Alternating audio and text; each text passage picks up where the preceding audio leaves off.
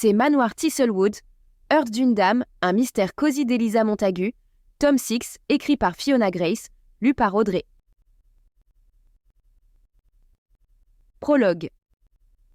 Un peu de patience, mon beau, murmura Eliza à son chien, Scout, qui tirait impatiemment sur la laisse qu'elle avait fixée à un magnolia tout proche. Les alentours étaient splendides. Les branches pois-chiches chargées de bourgeons en fleurs des magnolias procurèrent la dose parfaite d'ombre par cette matinée chaude et printanière. La jeune femme espérait que son limier ne verrait pas d'inconvénient à être installé sous un arbre et se recroquevillerait peut-être même au frais pour dormir un peu. Elle s'était efforcée de créer les meilleures conditions pour atteindre cet objectif. Eliza l'avait emmené courir dans les jardins ce matin, en s'arrêtant suffisamment fréquemment pour qu'il pût flairer tout ce qu'il désirait, s'assurant également de parcourir la distance nécessaire pour l'épuiser. Il avait accueilli leur pause avec sérénité pendant un moment, et puis il s'était progressivement lassé. À la décharge d'Eliza, jardiner prenait bien plus de temps qu'elle ne l'imaginait. Si elle en avait été consciente, elle aurait ramené Scout au manoir bien plus tôt. Cette lenteur inattendue était sans nul doute directement liée à son inexpérience en la matière. En grandissant, elle avait toujours adoré passer du temps dehors et chercher toutes les excuses possibles pour salir ses vêtements. Le jardinage aurait donc dû lui convenir parfaitement. Mais c'était l'une des activités favorites de sa mère, une passion que Lady Montagu partageait avec la grand-tante Martha, l'aïeule d'Eliza. Dans la mesure où Eliza s'ennuyait toujours et enrageait parfois lorsqu'elle passait du temps avec elle, et qu'elle s'était toujours refusée à leur fournir une satisfaction personnelle, car elle se serait félicitée d'avoir dompté ses mauvaises dispositions, elle avait préféré laisser le jardinage entre leurs mains. La décision soudaine de s'y essayer était une conséquence du décès de la grand-tante Martha quelques semaines plus tôt. Bien que leur relation eût toujours été compliquée, juste avant sa mort, l'aïeule avait appelé Eliza à son chevet et lui avait prodigué un soutien pour le moins inattendu. Pour la première fois de sa vie, Martha ne s'était pas offusquée de l'audace de sa petite nièce. Au contraire, elle lui avait confié qu'elle l'admirait. Pour Eliza, le choc avait été absolu. Elle ne se serait jamais attendue à ce que sa parente l'exhortât à poursuivre passionnément la vie qu'elle convoitait, au lieu de se contenter du chemin tracé pour elle. Elle avait été submergée par une vague d'affection soudaine pour la vieille dame. Maintenant que cette dernière n'était plus de ce monde, une envie pressante naissait en Eliza de lui rendre hommage, la menant ainsi dans ce jardin, à chercher désespérément la meilleure manière de planter un parterre de gardénias. Les gardénias, fleurs préférées de la grand-tante Martha, demeuraient un mystère pour Eliza. Elle s'était renseignée, glanant des informations cruciales sur l'emplacement qui leur assurerait un ensoleillement suffisant et avait écouté le conseil unanime de les arroser abondamment. Mais en cet instant, seule dans le jardin, les doutes l'assaillaient. Quelle était la différence entre arroser abondamment ou noyer une plante ? Quelle profondeur devait-elle atteindre ? Cet endroit bénéficiait-il réellement d'un ensoleillement partiel ou s'apparentait-il plus à une ombre partielle ? Qu'est-ce qui, au juste, marquait la différence ? Elle aurait probablement dû poser la question à sa mère. Après tout, Lady Montagu était experte dans ce domaine. Pourtant, Eliza s'entêtait à agir seule. À ses yeux, il s'agissait de la meilleure manière d'honorer la mémoire de sa grand-tante. Donc, en dépit de ses hésitations, elle creusa un trou raisonnablement profond, ajouta une quantité suffisante d'eau et s'efforça de calmer Scout tout en plantant le minuscule buisson avant de tasser la terre. « On ne va pas tarder, je te le promets », le rassura-t-elle en terminant d'ajouter la terre. Il était un peu tard dans la saison pour planter des gardénias, mais ils étaient déjà en fleurs. Eliza espérait de tout cœur qu'ils survivraient au transfert en pleine terre. Satisfaite, elle recula d'un pas, contemplant son œuvre. Elle semblait avoir bien dosé l'eau et la terre. « Je pense que grand-tante Martha approuverait », lança-t-elle sans s'adresser à personne en particulier. Un petit sourire releva le coin de ses lèvres quand Scout jappa.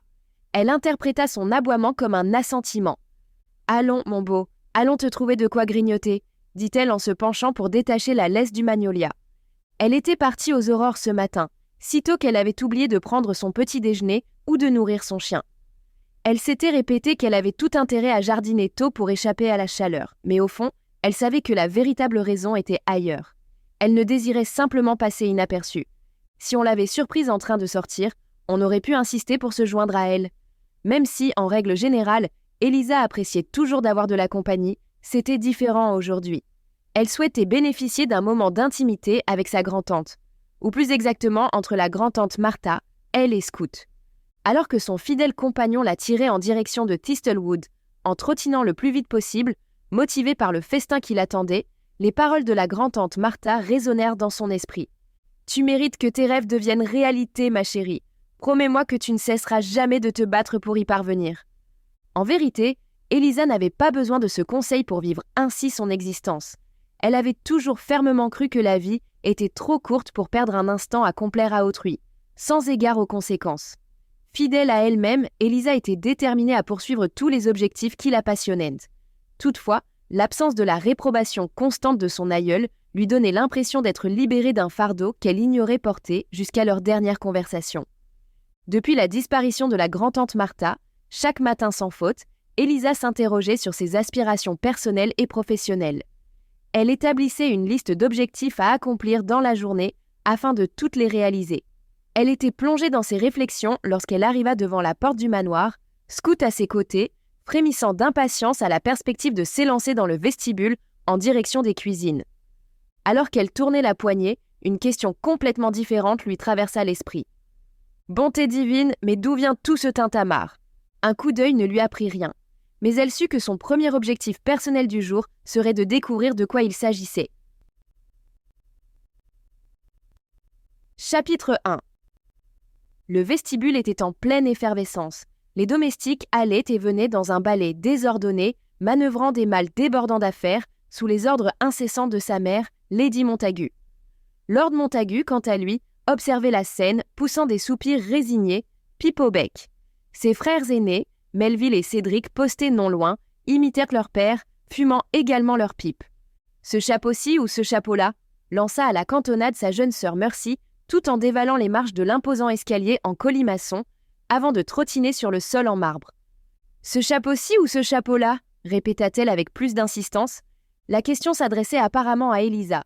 « Bonté divine, quelle est-ce l'occasion » répondit cette dernière, perplexe. « Le concours hippique, voyons » s'exclama Mercy. « Ne me dis pas que tu as oublié. » Mercy fit la moue avant d'agiter une nouvelle fois les deux couvre-chefs.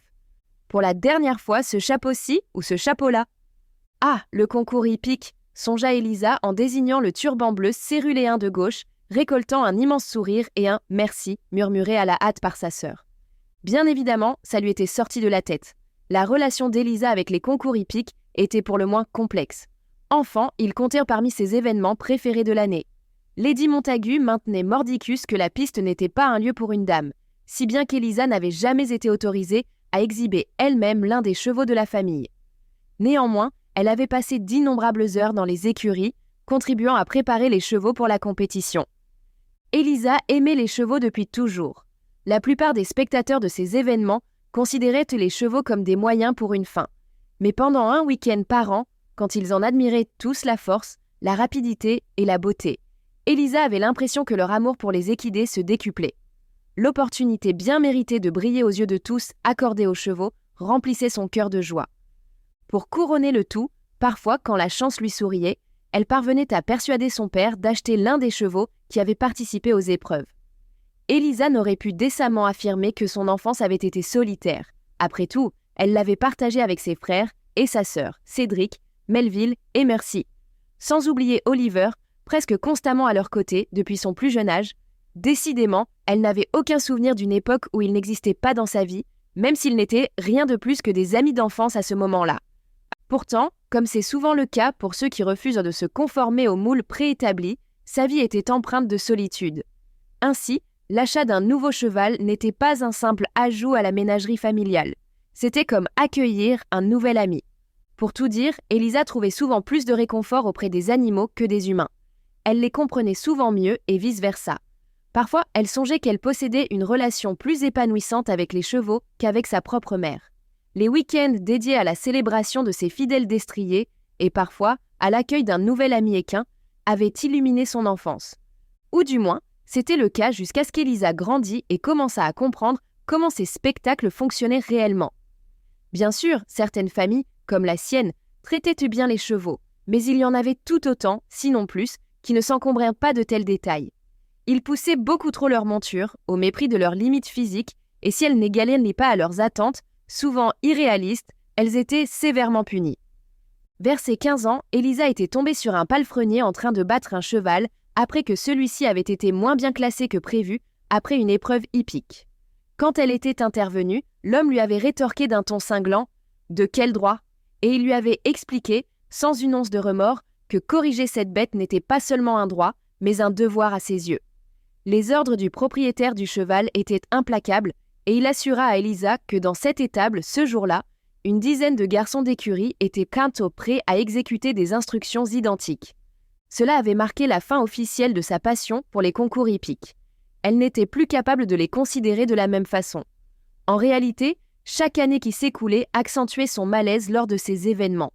Au lieu d'admirer la grâce du cheval pendant la compétition de dressage, sa force lors de la compétition d'attelage, ou même sa beauté lors de chaque étape du spectacle, elle ne parvenait qu'à s'inquiéter de ce qui arriverait aux compétiteurs qui ne remporteraient n'échoppa de trophée ce jour-là.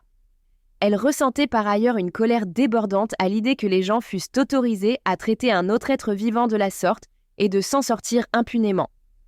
Son déménagement à Londres lui avait enfin offert la liberté de ne plus y aller du tout, un soulagement bienvenu. Mais maintenant qu'Elisa était revenue à Thistlewood, on s'attendait probablement à ce qu'elle assistât à nouveau à ces événements. Son expérience passée lui permettait de visualiser leur déroulement comme si elle y était déjà. Son père et sa mère feraient acte de présence auprès de leur père. Lord Montagu recevrait des félicitations pour son récent rétablissement après son attaque cardiaque et s'efforcerait de respecter les recommandations alimentaires suggérées par son médecin. Melville resterait au bar, un verre à la main. Cédric analyserait inlassablement la liste des chevaux engagés, tandis que Mercy les admirerait avec émerveillement, ainsi que leurs cavaliers. « Elisa » lança Mercy, la ramenant brusquement à l'instant présent. « Nous devons partir dans moins de 10 minutes, alors si ce n'est déjà fait, je te conseille de te dépêcher de faire ta malle. » Sa sœur cadette, toujours disposée à se conformer aux attentes de la société, n'imaginait visiblement même pas qu'il pût y avoir un autre choix possible. Commença Elisa, incertaine de ce qu'elle voulait dire exactement. Elle n'avait pas particulièrement envie de se rendre au concours hippique. Elle aurait préféré rester chez elle afin de parcourir les livres de comptes de l'usine ou passer en revue la liste des options d'achat que le notaire avait envoyée. La grand-tante Martha lui avait conseillé poursuivre ses rêves sur son lit de mort. Mais elle savait aussi que refuser de s'y rendre ne serait pas bien accueilli et... « N'envisage même pas de me dire que tu ne viens pas », gronda Mercy, interrompant une fois de plus le fil de pensée d'Elisa. « Je suis aux abonnés absents depuis des années. »« Oui, mais cette fois, c'est différent. Tu vis au manoir maintenant. »« Oh, voyons, Lisa, je t'en supplie, ce ne sera pas la même chose sans toi. »« Ce sera exactement la même chose car je n'y étais pas l'année dernière. »« N'essaie pas de jouer à la plus maligne, » répliqua Mercy, exaspérée. « Viens, un point c'est tout.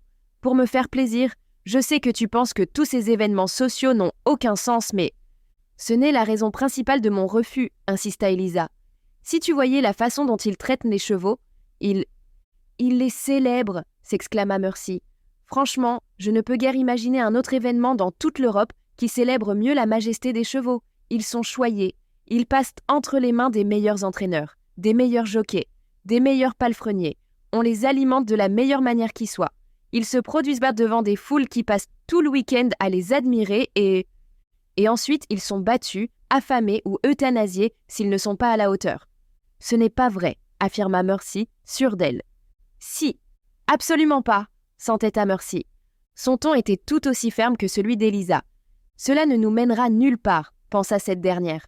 Elle connaissait assez sa sœur pour savoir qu'elle ne changerait pas d'avis aussi facilement.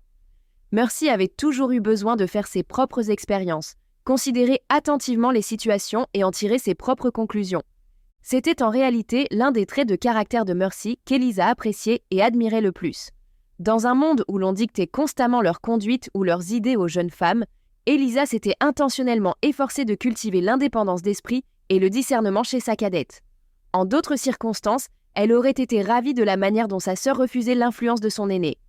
En cet instant précis, cependant, cela s'avérait un peu frustrant. Après tout, cette conversation aurait certainement été plus aisée si elle avait pu convaincre Mercy de simplement la croire sur parole. Mais cela ne fonctionnerait pas.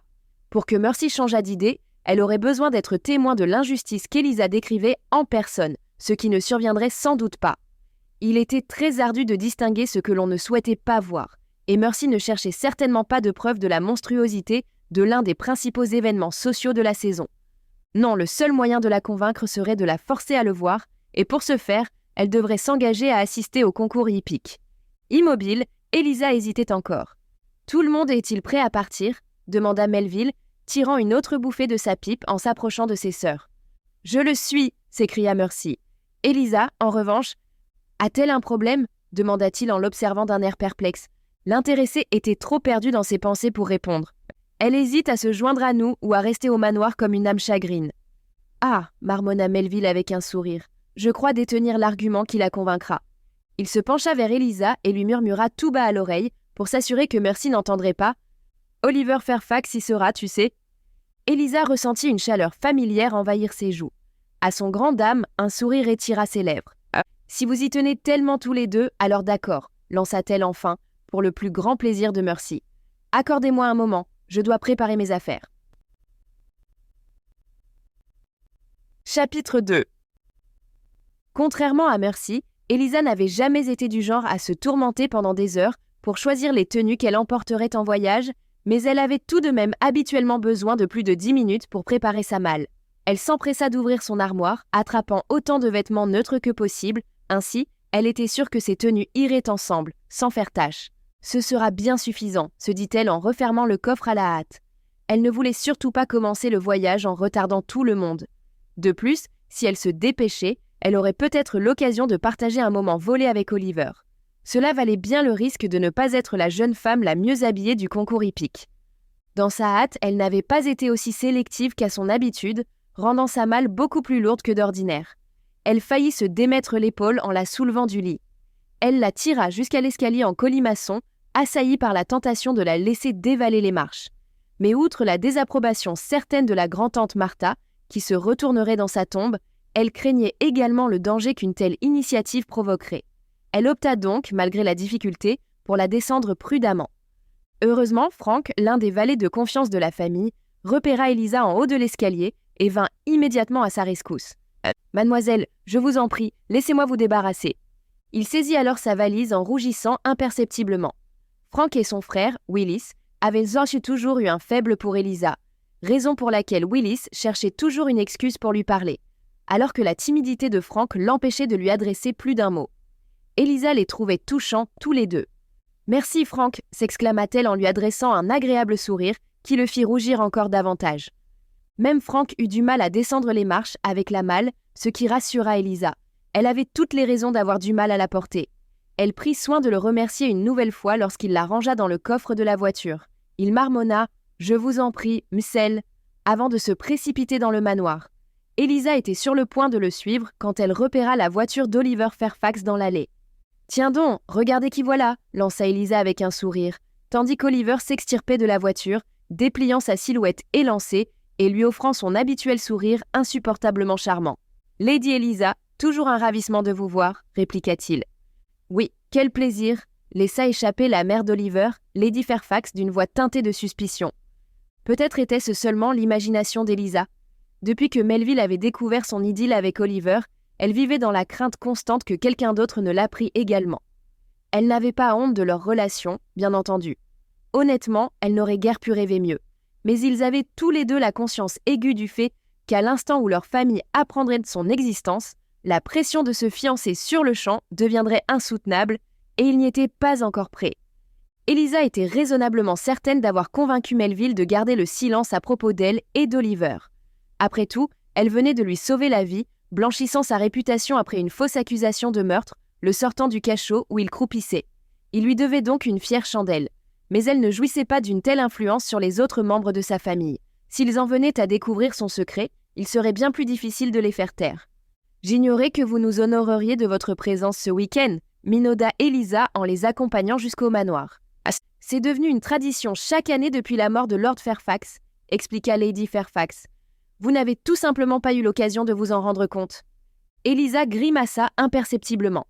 Elle savait que son temps passé à Londres n'avait pas été bien accueilli par leur cercle social. Si elle avait été un homme, cela aurait été parfaitement accepté, même applaudi. Mais en tant que femme de haute naissance, l'idée qu'elle eût quitté la demeure familiale pour tracer sa propre voie seule, dans la capitale, constituait presque une offense personnelle pour la plupart des aristocrates. « C'est plus économique de cette façon », indiqua Oliver, afin de détourner un peu l'attention d'elle. « Utiliser plusieurs voitures pour nous rendre tous au même endroit paraît insensé. Nous joindre à votre famille est bien plus logique. Par ailleurs, mère apprécie la bonne compagnie. » Tu es d'excellente compagnie toi aussi mon chéri, lui dit-elle en adressant à son fils un regard entendu. Même si je dois admettre que converser avec Lady Montagu est toujours un plaisir. La route est assez longue après tout. Elisa ne put s'empêcher de sourire. Elle appréciait qu'en dépit de la richesse et des biens que possédèrent les Fairfax, Oliver considéra toujours soigneusement ses dépenses. Il n'avait jamais été de ceux qui se laissaient aller à l'excès ou qui privilégièrent les apparences face à la praticité. Cette approche était rare parmi l'élite britannique, elle éveillait un profond respect en Elisa. Le seuil du manoir franchi, Lady Fairfax s'empressa de partir à la recherche de Lady Montagu, et Oliver se tourna vers Elisa. Avant même qu'il n'eût ouvert la bouche, son cœur se mit à battre la chamade. Elle avait commencé par détester son pouvoir sur elle, mais à mesure que leur relation progressait, elle en venait à l'apprécier. La perspective de lâcher prise et de confier son cœur à autrui effrayait Elisa. Pourtant, elle se sentait en sécurité avec Oliver. Et malgré son amour notoire pour l'aventure, Elisa estimait très réconfortant d'aimer et d'être aimée en retour par une personne qui lui octroyait un tel sentiment de sécurité, un homme en qui elle avait une confiance totale. Si j'en crois ma montre à gousset, nous disposons d'au moins 5 minutes avant de partir, chuchota Oliver avec un sourire. Peut-être pourrions-nous en profiter ? La salle à manger doit être vide, enchaîna Elisa. Tout le monde a déjà pris son petit déjeuner, c'est donc l'endroit parfait pour... Elle n'eut même pas besoin de finir cette phrase. Oliver marchait déjà en direction de la salle à manger, aussi rapidement que possible, sans éveiller les soupçons. À l'instant où la porte se referma derrière eux, il prit le visage d'Elisa entre ses mains et l'embrassa profondément. « Voilà qui est bien mieux », murmura-t-il avec ce sourire qui avait toujours le don de la faire chanceler. « Ce n'est pas le moment d'échanger des politesses », répondit Elisa, l'embrassant encore. Chaque fois qu'elle se retrouvait seule avec Oliver, le reste du monde extérieur s'effaçait soudain, à tel point qu'elle en oubliait la prudence. Tout à coup, ses rêveries furent interrompues par le grincement de la porte de la salle à manger. Oliver et elle s'écartèrent juste à temps lorsque Mercy entra dans la pièce. « Que fabriquez-vous tous les deux » demanda-t-elle, les dévisageant avec un air qui affola sa sœur. « Eh bien, » commença Elisa, fouillant frénétiquement son esprit pour inventer une réponse plausible. « Nous cherchions un encas pour la route » balbutia-t-elle, quand elle repéra une assiette de scones oubliée sur la table. « Puisque j'ai raté le petit déjeuner » ajouta-t-elle en espérant que renforcer la crédibilité de sa déclaration. « Les grands esprits se rencontrent » s'exclama Mercy tout sourire, sans remarquer le désarroi de sa sœur. « Je suis moi aussi venue grappiller. On m'a précisé que René nous avait préparé des sandwichs, mais j'avais envie de sucré. » Tandis que Mercy disposait plusieurs scones sur une assiette, ainsi que de la crème caillée, plusieurs confitures et gelées, Elisa pria en silence pour qu'elle se hâtât. Il ne leur restait plus que quelques minutes avant le grand départ, et elle ne voulait pas en perdre un instant. « On se voit dehors » s'enquit Mercy en se dirigeant vers la sortie. « Absolument » lança Elisa, attendant le claquement de la porte pour reporter son attention sur Oliver. « Alors, où en étions-nous »« Là » répondit Oliver en posant délicatement sa main sur la joue d'Elisa. Cette dernière ferma les yeux et se cambra, inspirant l'odeur familière de son eau de Cologne, prête à sentir ses lèvres se poser sur les siennes. Son bonheur s'apprêtait à être total lorsque la porte s'ouvrit une fois de plus, les forçant à bondir comme si une grenade venait d'être lancée entre eux, eux. Toutes mes excuses, bégaya Frank. S'il s'était agi de quelqu'un d'autre, Elisa aurait supposé que la mine troublée de son interlocuteur signifiait qu'ils étaient découverts. Mais l'attitude de Frank n'était jamais naturelle au contact d'Elisa, ce n'était donc guère une indication. « René nous a demandé de venir débarrasser la table du petit déjeuner », ajouta Willis. « On s'attendait à la trouver vide. Même si nous nous faisons toujours un plaisir de vous voir, Lady Elisa. » Il lui sourit, tandis que son frère, Frank, fixait intensément ses chaussures. « Pas de problème, les garçons », lança-t-elle en affectant un air enjoué, bien que cette seconde interruption sonnât officiellement le glas de son escapade avec Oliver. Nous avions presque fini.